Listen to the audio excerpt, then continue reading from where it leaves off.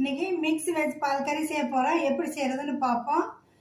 என்னென்ன ஜாமான் தேவையான ஜாமான் என்னென்னு பார்ப்போம்.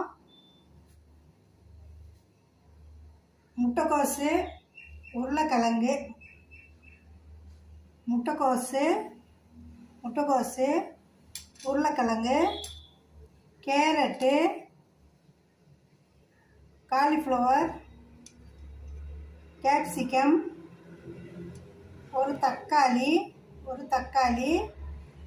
முருங்கைக்காய், ஒரு காய் முருங்கைக்காய், பச்சை மிளகா,